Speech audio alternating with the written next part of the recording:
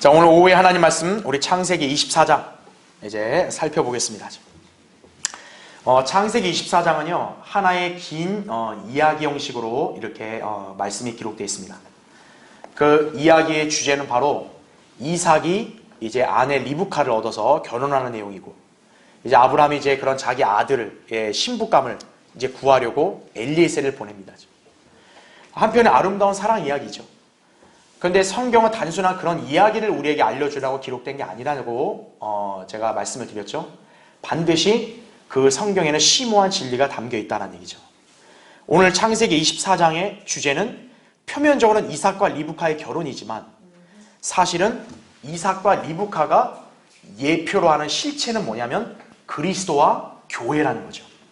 그러니까 이삭과 리브카의 결혼은 결국 예수 그리스도와 그분의 신부인 교회의 결혼을 예표로 보여주는 거다라는 얘기죠. 그래서 그리스도와 교회의 아름다운 모형이 창세기 24장의 주제다, 이렇게 여러분 이해하시면 됩니다. 그래서 교환의 그 위에 칸을 보시면요, 주요 내용은 일단 주인의 아들의 신부감을 구하는 일을 위임받은 엘리에셀입니다. 그러니까 여기에 주요 등장인물은 아브라함과 청지기 엘리에셀, 그 다음에 아들 이삭, 그 다음에 신부인 리브카, 그 다음에 리브카의 그 오빠라 할 수 있죠.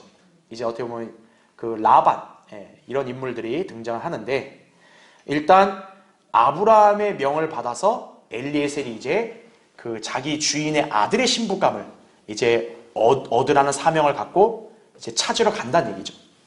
그 다음 두 번째는 엘리에셀이 기도를 합니다. 자기 주인의 명을 신실하게 수행할 수 있도록 적절한 신부감을 이제 예비해달라고 기도하는 거죠. 그래서 이제 엘리에셀과 리브카가 아주 극적으로 만납니다. 24장 15절부터 28절까지 그 내용이 나오고요. 그 다음에 29절부터 50절까지는 라반 앞에서 간증하는 엘리에셀입니다. 그러니까 엘리에셀이 이제 기도하는 그 딱 제목에 리브카가 딱 맞아 떨어지니까 이 리브카를 자기 주인의 아들의 신부감으로 점 찍은 거죠. 그래서 이제 그 신부의 그 집으로 가서 여기 이제 여기 이 친척들에게 이제 엘리에셀이 왜 자기가 여기까지 왔는지 간증을 하고, 이 사람이 내 주인의 아들의 신부감으로 적당하다, 이렇게 제안을 하는 거죠. 자, 그래서 이 라반이나 이 리브카의 오빠인 라반이나 이제 뭐 거기 친정 그 사람들은 뭐 크게 반대하는 거 없죠. 다만 뭐냐면 좀 더 한 이따가라도 이렇게 좀 지체를 시키려고 그래요. 그래서 엘리에셀은 그 지체에 응하지 않고 재촉을 합니다. 빨리 주인의 명을 수행해야 된다.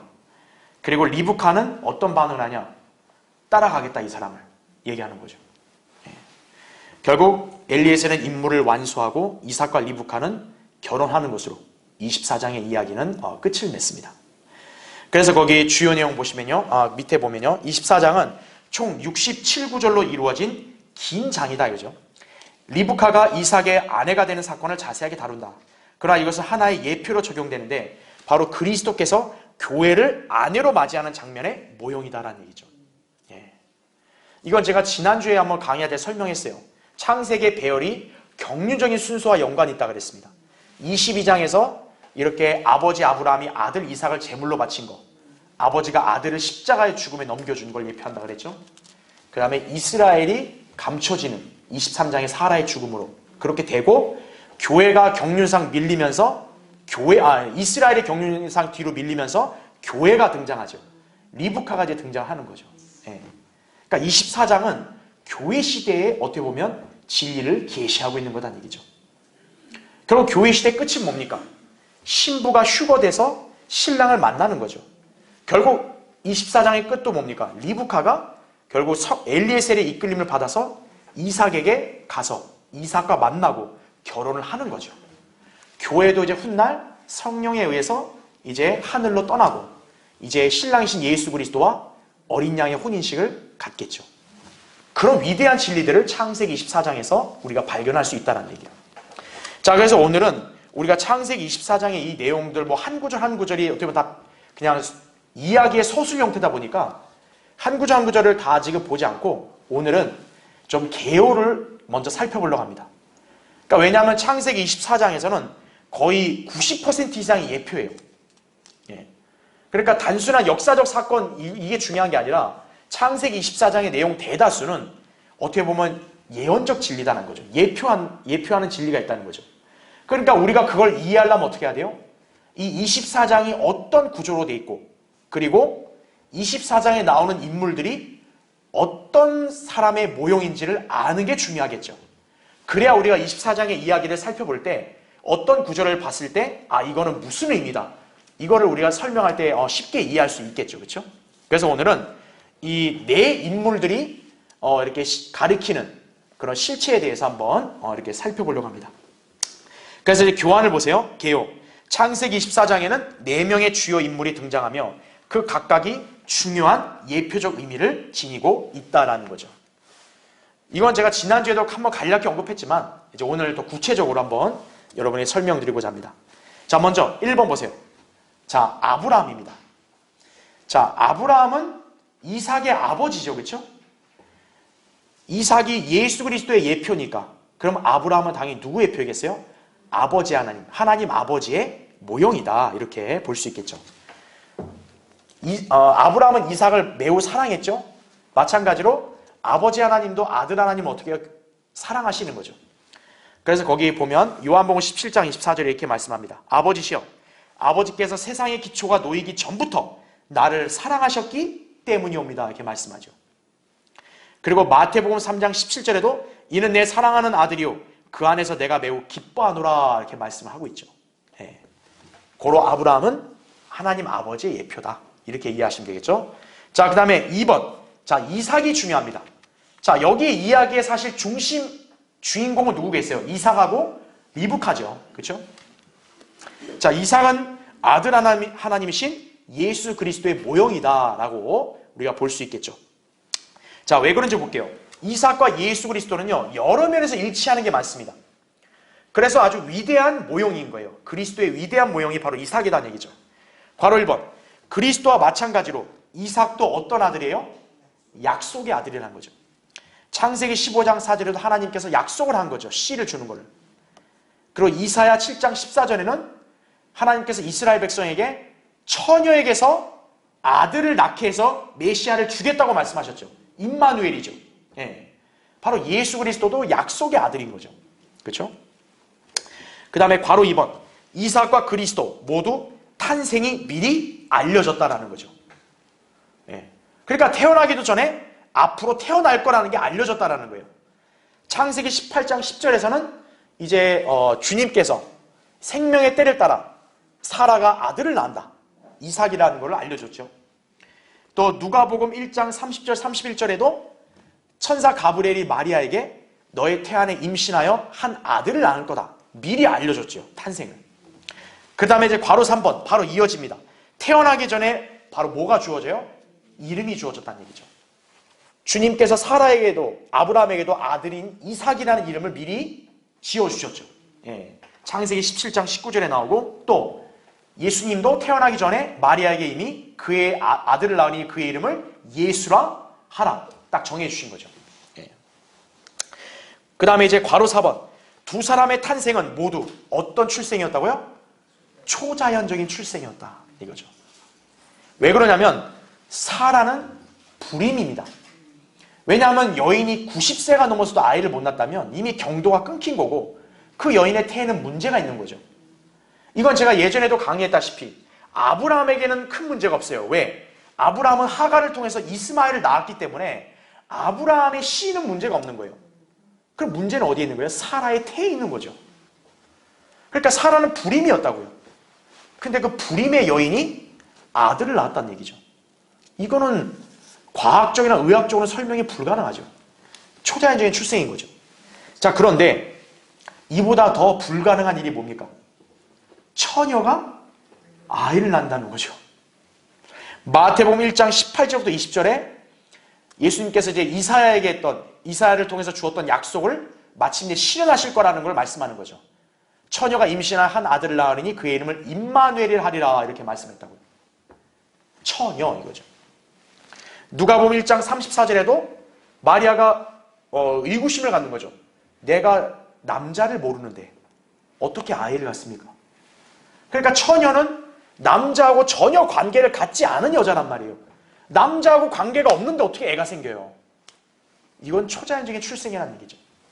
그러니까 불임인 사라가 이삭을 낳은 것도 마리아가 성령으로 예수 그리스도를 낳는 초자연적인 출생을 예표한다. 이렇게 볼 수 있는 거죠. 그 다음에 괄호 5번.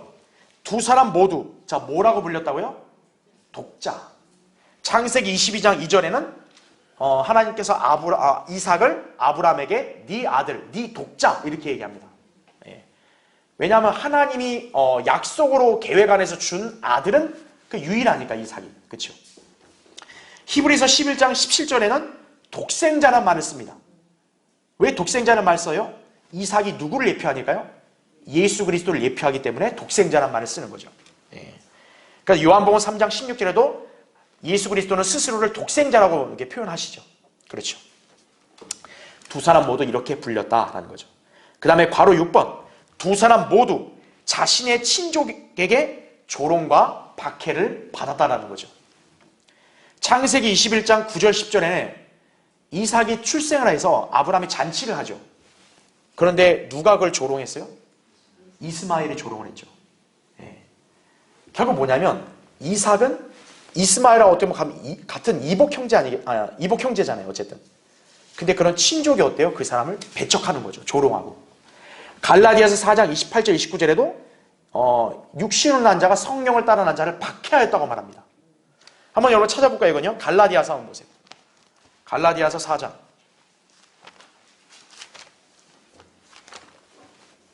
자, 거기 4장 22절 볼게요. 기록되기를 아브라함에게 두 아들이 있었는데 하나는 여종에게서 낳고 하나는 자유로운 여자에게서 낳았다고 하였느니라. 그러나 그 여종에게서 난 아들은 육신을 따라서 낳고 자유로운 여자에게서 난 아들은 약속으로 말미암아 난 것이라. 이렇게 말씀하죠. 그러니까 벌써 여기서 딱 확실하게 대비를 시키죠. 하갈은 육신적인 여자예요. 그 종이에요, 종. 그렇죠? 하지만 사라는 자유로운 여자죠. 그런 하갈에서 난 이스마엘은 역시 육신을 따라 난 자고, 반면에 자유로운 여자인 사라에게서 난 이삭은 약속으로 말미암아 났다. 이렇게 대비를 해주는 거죠. 계속 보세요. 이것들은 비유니 이들은 두 언약이라. 하나는 신의 산으로부터 종을 낳은 자니 이는 하갈이라. 하갈은 아라비아에 있는 신의 산이니 지금의 예루살렘과 같아서 그녀는 자기의 자녀들과 더불어 종노릇하나 위에 있는 예루살렘은 자유로우니 우리 모두의 어머니라. 이렇게 말씀하고 있는 거죠. 그렇죠? 바로 뭐냐면 육신으로 난 자와 성령으로 난 자를 이렇게 비유를 통해서 딱 대비를 시키는 거예요. 육신으로 난 사람들은 신의 산, 땅에 있는 것, 거기 출생과 연관이 있지만 성령으로 난 사람은 출생이 어디와 연관됐다는 거예요? 하늘에 있는 위에 있는 예루살렘. 그러니까 우리가 새 예루살렘을 우리의 본향이라고 말하잖아요. 그렇죠? 바로 우리는 뭐냐면 위로부터 해서 이렇게 태어난 사람이기 때문에 그런 거죠. 자, 그래서 거기 28절 보세요. 형제들아, 이제 우리는 이삭과 같이, 자, 뭐라고 얘기해요? 약속의 자녀라 이거죠. 예. 그러니까 이스마엘과 이삭을 비교하면서 어떻게 한 거예요?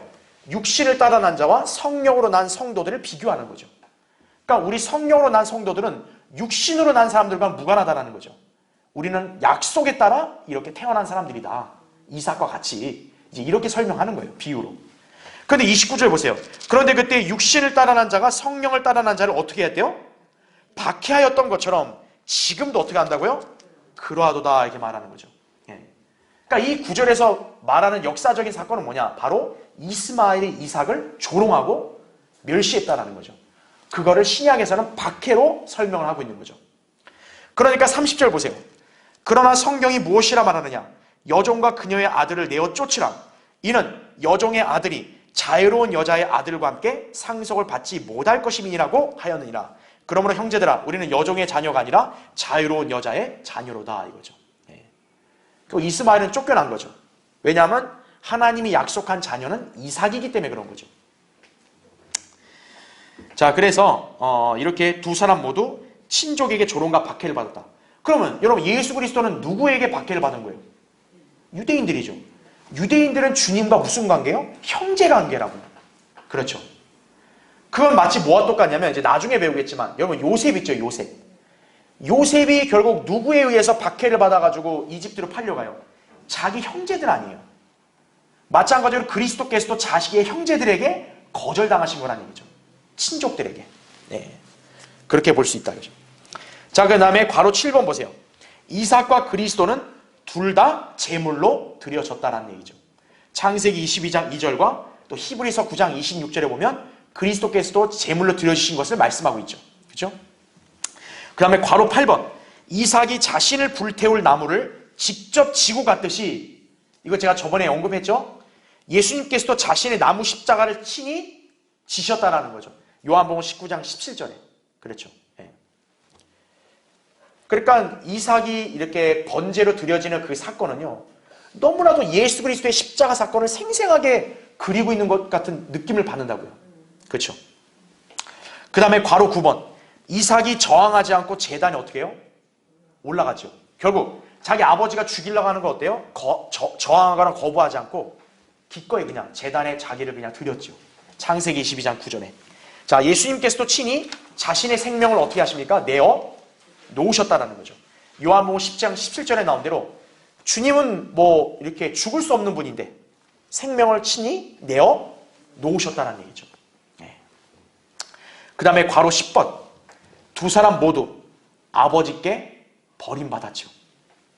여러분, 이삭의 입장은 어때요? 아브라함이 이삭을 사랑했어도 하나님 명령이 있으니까 어떻게 해요? 제물로 기꺼이 바친 거죠. 그러니까 이삭이 인간의 면모로 봤을 때 뭡니까? 아버지가 자기를 어떻게 한 거예요? 사실 버린 거죠. 하나님께 제물로 바친다는 명목으로 버린 거죠. 버림당한 거죠. 예수 그리스도도 아버지 하나님에 의해서 어떻게 해요? 버림당하신 거죠. 그래서 마태복음 27장 46절에 예수님께서 절규하시면서 외쳤던 게 뭡니까? 그렇죠? 이거죠. 나의 하나님, 어찌하여 나를 버리셨나이까? 그러니까 십자가상에서만큼은 아버지 하나님이 예수 그리스도 아들을 버리신 거예요. 예. 그런 취급을 당하신 거죠. 그 다음에 괄호 11번. 두 사람 모두, 자, 이것도 굉장히 중요하죠. 죽음에서 어떻게 돼요? 부활했다라는 거죠. 이거는 제가 히브리서 11장 17절부터 19절 제가 강의할 때 말씀드렸죠. 비록 이삭이 실제 죽은 건 아니지만 모형으로 봤을 때는 이삭은 사실 죽은 거나 마찬가지였던 거죠. 아브라함 입장에서 자기 아들을 모형적으로 어떻게 하고 이미 죽인 거죠. 그런데 하나님께서 맞게 해가지고 다시 이삭이 아브라함 품으로 돌아왔죠. 그거는 모형적으로 볼 때 죽었던 아들이 살아서 다시 아브라함에게 온 것과 같다고 제가 말씀드렸죠. 예. 바로 그게 그 모형이 가리키는 게 뭐냐면 아버지 하나님이 아들 하나님을 죽음에 내어줘서 아들이 죽었죠. 다시 부활해서 아버지께로 올라가셨죠. 그거를 예표한다는 얘기죠. 예. 자, 그래서 이런 여러 가지 면들을 통해 우리는 이삭이 예수 그리스도의 아주 강력한 그런 예표 중에 하나다, 이렇게 볼 수 있는 거죠. 그러니까 여러분이 창세기 24장을 이제 읽고 공부할 때는 이삭은 딱 누구를 여러분 연상해서 읽으면 되는 거예요? 예수 그리스도를 딱 연상해서 읽으시면 되는 거예요. 예. 자, 그렇게 보시면 됩니다. 자, 이제 3번. 자, 이제는 엘리에셀입니다. 엘리에셀. 자, 사실 창세기 24장에서는요, 엘리에셀 비중이 많아요. 왜냐하면 이삭은 이제 아버지가 다 이렇게 엘리에셀을 통해서 신부를 구해오면 그냥 결혼하는 게 끝인데, 이 신부를 데리고 오는 것까지 하는 일을 다 누가 해요? 엘리에셀이 합니다. 자, 그럼 엘리에셀은 누구냐면 아버지 하나님께 보내신 성령 하나님의 모형이라는 얘기죠. 예. 다시 말하면 지금 이 교회 시대는 주로 사역을 누가 중심으로 하고 계세요? 성령 하나님이 하고 계신 거죠. 성령님이 사도행전 2장에서 강림하셨죠. 예수님은 그걸 뭐라고 말씀했냐? 임무교대라 말씀한 거예요. 즉 내가 가야 위로자가 내려온다는 얘기죠. 예. 그러니까 주님께서 그분의 신부, 교회를 형성하는 데 있어서 예수님이 직접 하시는 게 아니고 예수님은 올라가시고 대신 누가 내려와서 그 일을 한 거예요? 성령 하나님이 하신 거죠. 바로 그 논리를 예표적으로 보여주는 거죠. 자기 아들 하나님의 예표인 그 이삭의 신부감을 구하기 위해서 보냄을 받은 사람이 바로 엘리에셀인 거죠. 그래서 엘리에셀은 성령님의 예표다, 이렇게 여러분이 이해하시고 봐야 된다는 거죠. 자, 그러면 어떤 부분에서 예표하냐? 일단 괄호 1번 보세요. 엘리에셀은 아브라함의 뭐였습니까? 종이었죠. 자, 성령님께서는 비록 신격에 있어서는 하나님과 동등하시지만 사역에 있어서는 이 시대의 하나님의 종으로서 신실하게 일하신다라는 얘기죠. 그래서 요한복음 거기 16장 13절 보면 그러나 진리의 영이신 그분이 오시면 너희를 모든 진리로 인도하시리라 이렇게 말씀하죠. 그분은 자신에 관하여 말씀하지 아니하시며 무엇이나 들은 것을 말씀하실 것이요 또 너희에게 다가올 일들을 알려주시리라 이렇게 말하죠. 그리고 여기에는 제가 표시 안 했지만 요한복음 14장 16절에 뭐예요?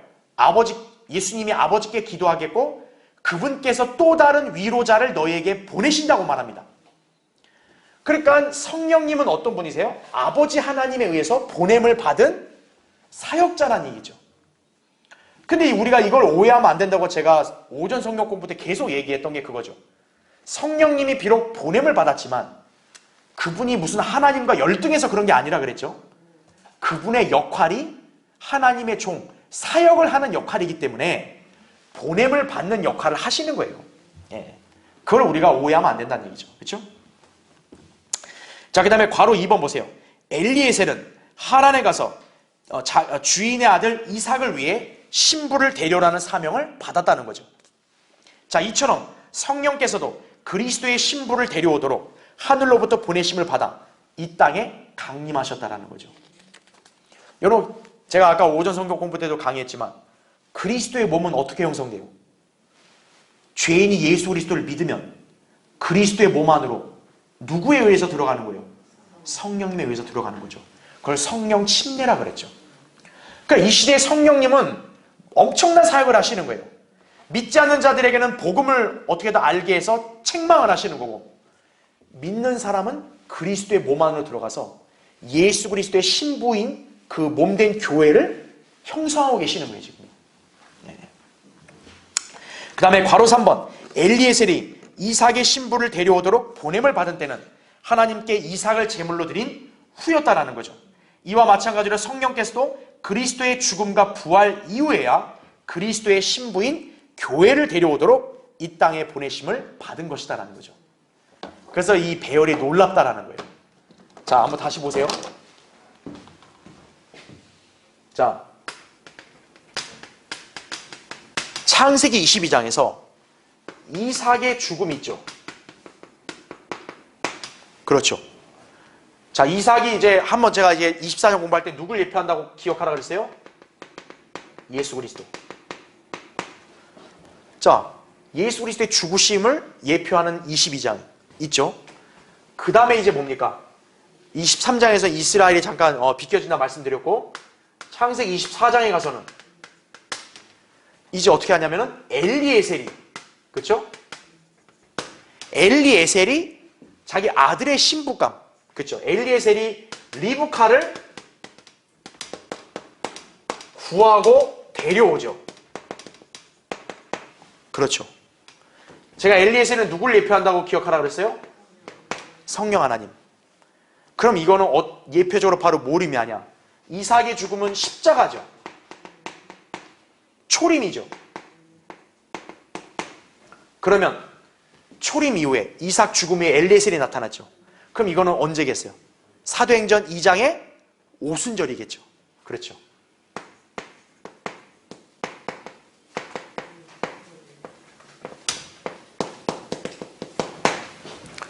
즉 바로 예표하는 진리들을 우리가 보면 이게 배열상 놀라운 거죠. 그래서 창세기 24장은 바로 예언적으로 어느 시대냐? 교회 시대를 가리키는 거예요. 교회 시대를. 그러니까 이 교회 시대는 지금 예수 그리스도가 지상에 안 계시잖아요. 그분은 하늘에 계시잖아요. 이제 하늘에서 어때요? 공중으로 오면 신부를 맞이하죠.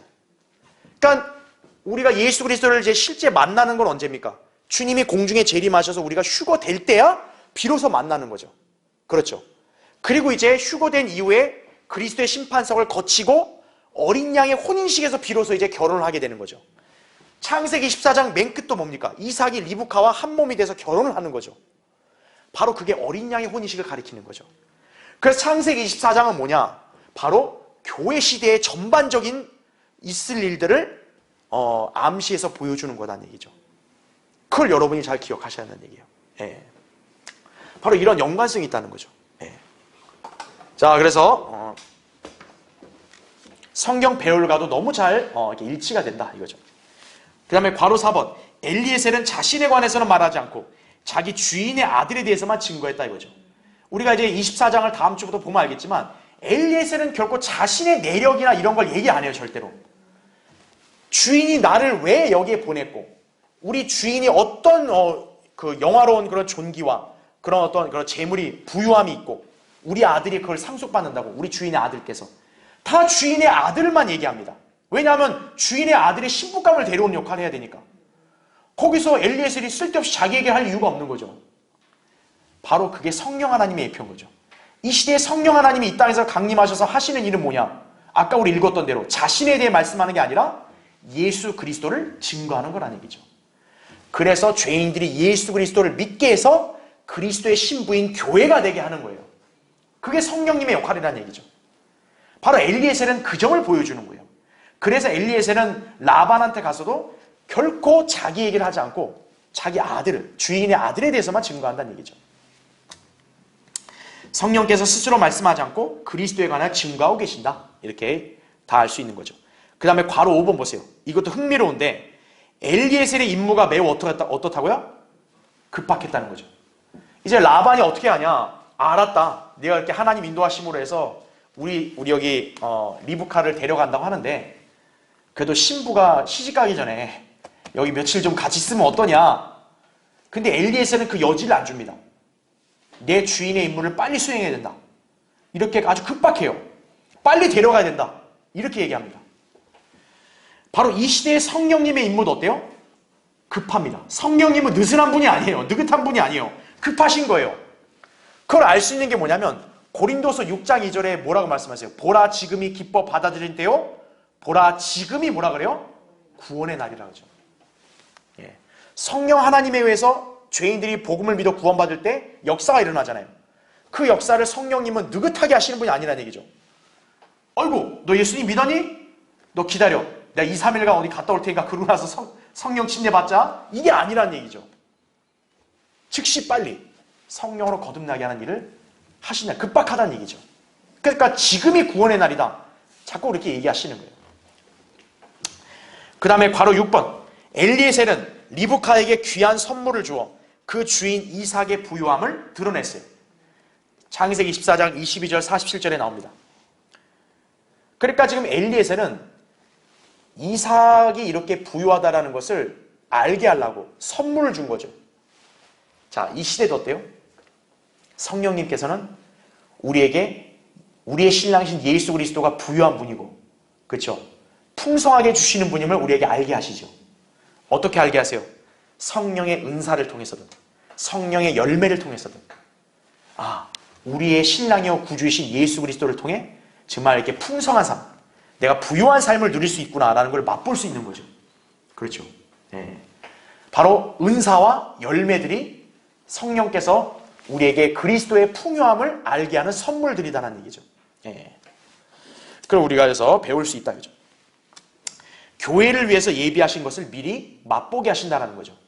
물론 사실 교회가 풍요함을 진짜로 누리는 것은 이제 우리가 변화돼서 주님을 만났을 때 아니겠어요? 그렇죠?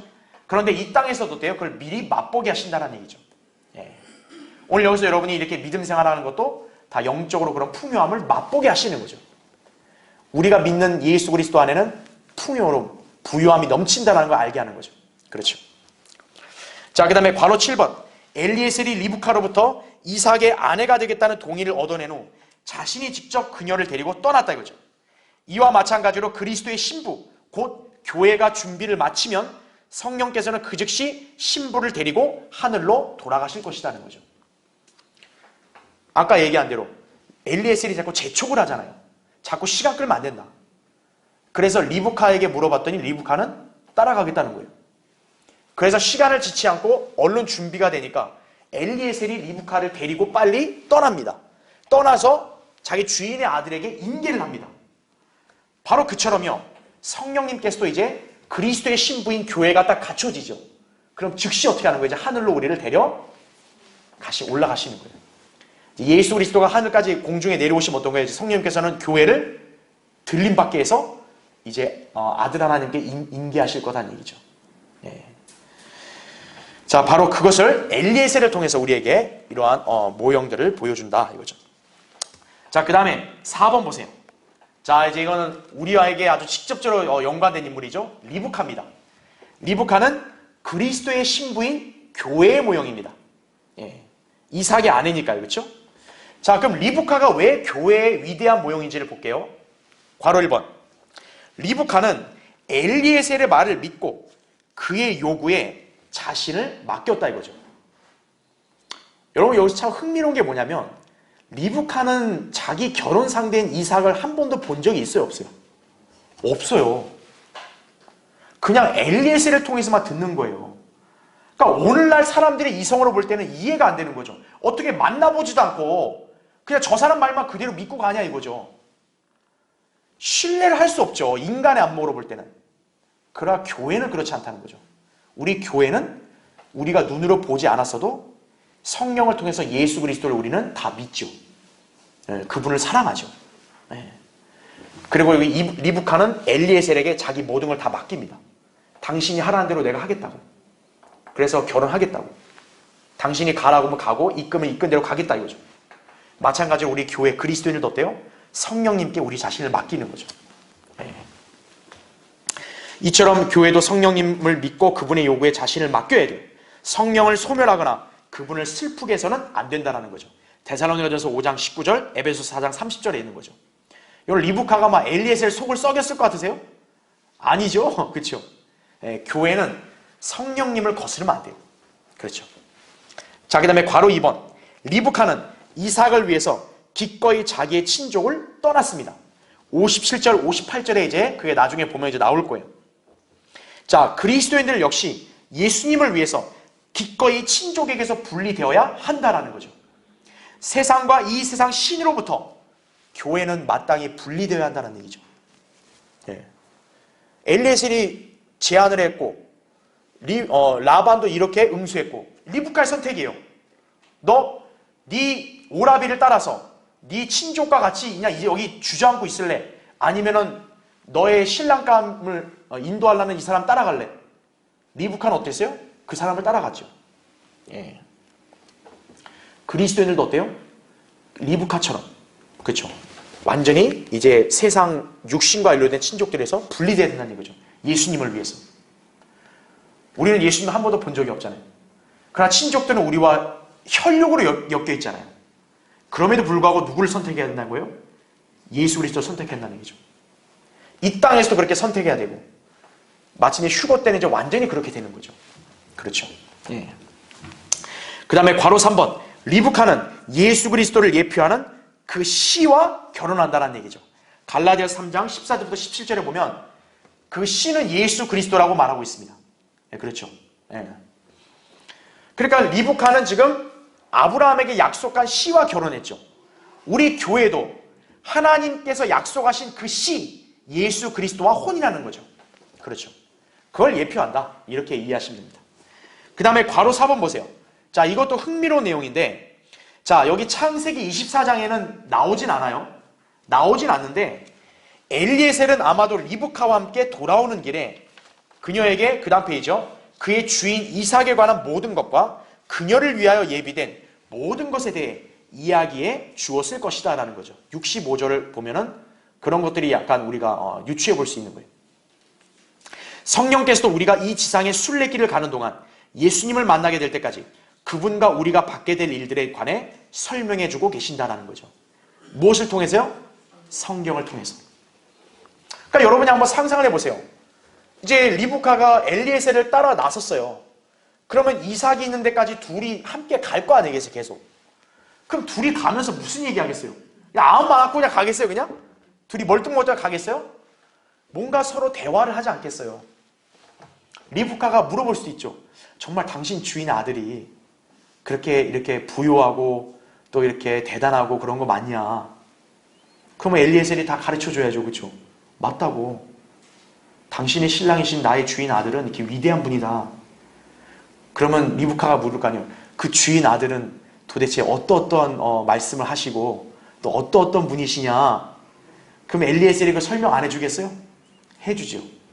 마찬가지로 우리가 휴거되기 전까지 이 지상 순례길을 가는 동안 우리 이제 곧 우리 신랑이신 주님과 결혼할 날을 앞두고 있을 거 아니에요. 그 우리도 궁금해서 물어봐야죠. 우리 주님 어떤 분이세요? 주님은 어떤 말씀을 나에게 하세요? 그럼 그걸 누가 가르쳐 주시는 거예요? 성령님이 가르쳐 주시는 거죠. 바로 뭘 통해서요? 성경을 통해서 가르쳐 주시는 거죠. 아, 나의 신랑은 이렇게 위대한 분이다. 아, 이 땅에 있을 동안 나의 신랑은 나를 돌보시고 나의 기도에 경청하신다. 성경으로 알려주시는 거죠. 신랑을 만나기 전까지 우리는 누구와 지금 동행하는 거예요? 성령님과 동행하는 거죠. 엘리에셀은 리브카가 그렇게 물었으면 다 대답해 줬을 거라고. 이 시대도 성령님께서는 성경을 통해서 우리에게 다 설명해 주신다는 거죠.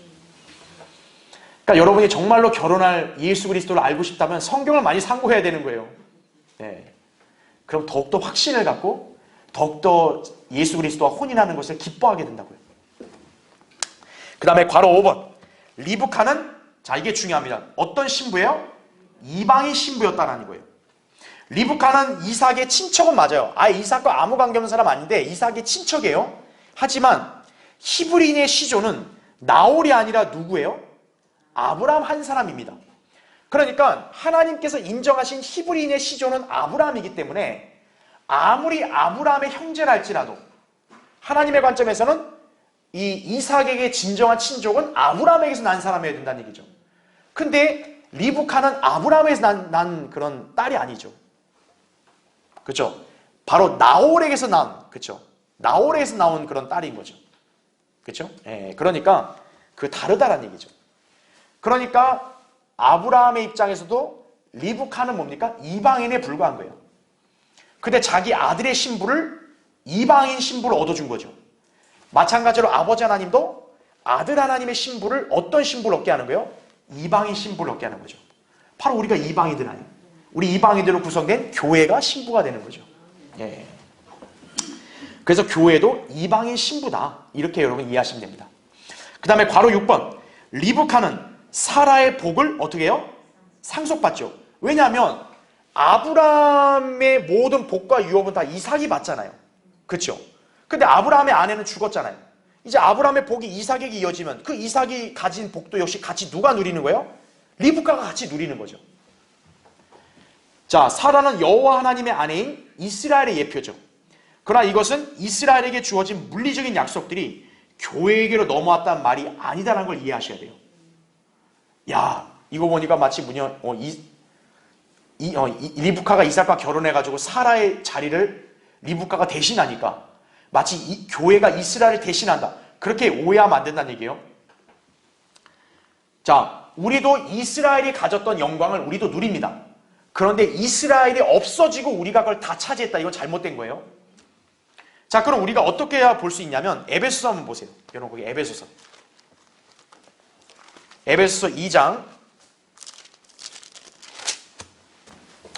자, 에베소서 2장 거기 11절 보시면 그러므로 너희는 손으로 육체에 행한 할례자라 불린 자들에 의하여 과거에는 육체로 무할례자라고 불린 이방인들이었음을 기억하라 이거죠. 그때 너희는 그리스도로부터 분리되어 있었고 이스라엘 나라에 속하지 않는 타국인이요 약속의 언약들로부터는 생소한 사람이었으며 소망도 없고 세상에서 하나님도 없었느니라 이거죠. 그러니까 이 말씀에 따르면 할례자들은 유대인들 아니겠어요? 우린 유대인들에 의해서 뭐라고 불려요? 무할례자들. 니넨 이방인들이야. 이렇게 취급받았던 사람들이라는 얘기죠. 그러면서 12절에 우리가 그리스도를 알기 전에는 우린 진짜 아무 소망 없는 자였다는 얘기죠. 약속의 언약, 영광 전혀 무관했죠. 그리고 이스라엘 나라에 속하지 않는 타국인이라 그랬죠. 왜냐하면 이런 것들은 하나님께서 이스라엘에게 주신 복이었기 때문에. 그건 이스라엘만 누릴 수 있는데 우린 못 누린다는 얘기죠. 우린 타국인이었으니까. 그런데 13절 보세요. 그러나 한때 멀리 있었던 너희가 이제 그리스도 예수 안에서 그리스도의 피로 가까워졌느니라 이렇게 말씀하는 거죠. 예수 그리스도의 보혈로 인해서 어떻게 된 거예요? 우리가 구원받게 되고 그래서 우리가 성도가 되고 성도가 되니까 하나님의 백성인 이스라엘이 누릴 수 있었던 영광과 언약들도 우리에게도 주어지게 됐다는 얘기죠. 예. 이스라엘이 취소된 게 아니란 얘기죠. 예. 잠시 밀려난 것뿐이라는 얘기죠. 자, 이 일은 약속의 언약들로부터는 생소한 사람, 에베소 아까 우리 2장 12절 읽을 때 그것이 접붙여짐을 통해 이루어졌다라는 거죠. 로마서 11장에 올리브나무 나오죠. 올리브나무의 참 올리브나무가 복음을 거절해서 잘리고 우리 돌올리브 나무가 접붙여졌다 그랬잖아요. 그렇죠? 바로 그런 원리다. 우리가 이렇게 이해해야 된다는 얘기죠.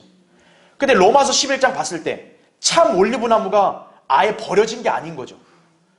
돌올리브 나무가 이제는 죄악을 지니까 하나님 이제 그들도 잘라버리시면 다시 참 올리브 나무가 다시 또 덧붙여지는 거죠. 예. 그러니까 그런 경륜적인 순서를 잘 알아야 된다는 얘기죠. 그러니까 이제 여기서 제가 정리하는 것은 뭐냐면 바로 리브카가 사라의 복을 상속받는 건 맞았죠. 그래서 이스라엘이 누리게 됐던 영광과 언약들도 교회가 같이 누리게 됐죠. 그렇다고 해서 이스라엘이 없어지는 게 아니고 또 이스라엘에게 주어진 물리적인 복들이 교회에게 주어진 건 아니다는 얘기죠.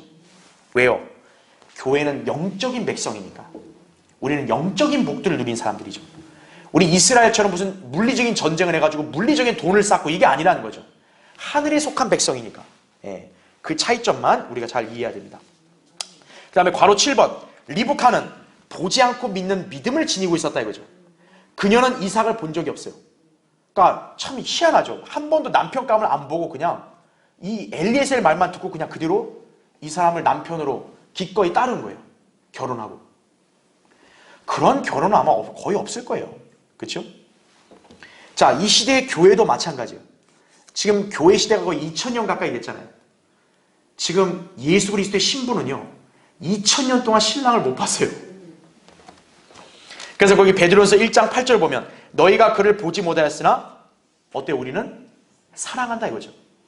여러분 예수 그리스도를 안 봐도 지금 사랑하세요? 그렇죠. 지금도 그를 보지 못하나 믿고 있으며 여러분 그렇게 하세요? 말할 수 없이 영광으로 가득 찬 기쁨으로 즐거워하나니 여러분 그렇게 즐거워하세요? 네. 이게 교회란 얘기죠. 리브카는 바로 그 점을 우리에게 보여주는 거예요. 그 다음에 괄호 8번. 리브카는 자기 고향을 떠나 이삭에게로 가는 동안 어떤 환난도 겪지 않았죠. 막 리브카가 엘리에셀 따라가는데 막 고난과 가시밭길을 갔어요? 아니죠.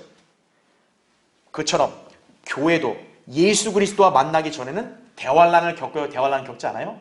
대환난을 겪지 않는다라는 거예요.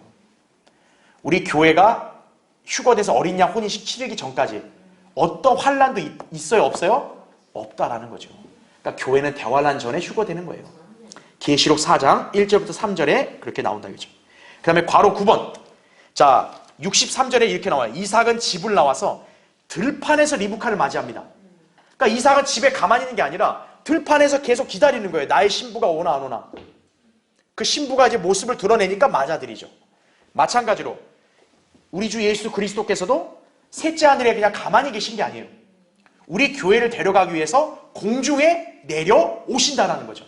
그 공중에서 우리를 맞아 들이시는 거죠. 예. 그게 바로 이삭이 들판에서 리브카를 맞아들인 거에 대한 예표다는 얘기죠. 그렇죠. 예.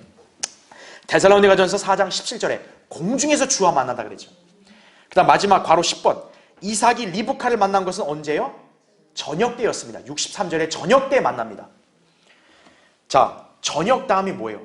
밤이죠. 예수님께서 그분의 교회를 만나시는 때도 어두운 밤인 대환란이 오기 직전 영적인 저녁 때가 될 것이다. 그죠? 대환란은 깜깜한 밤을 비유하거든요. 제가 얘기했잖아요. 예수님의 재림은 아침이라 그랬잖아요. 왜? 아침에 태양이 떠오르서 빛을 비추니까. 그럼 태양이 떠오르기 전에 그 밤은 예수님이 재림하기 직전이니까 대환란이겠죠. 근데 지금 리브카는 밤이 아니라 밤보다 더 바로 이른 저녁 때 신랑을 만나죠. 교회도 대환란 직전에 휴거돼서 신랑을 만난다는 얘기죠. 얼마나 위대한 진리들이 많아요. 여러분 창세기 24장 이제 다음 주부터 우리가 볼 때 자 흥미진진하겠죠. 그렇죠? 자 다음 시간에 더 자세히 한번 살펴보겠습니다. 자 오늘 기도하고 예배를 마치겠습니다.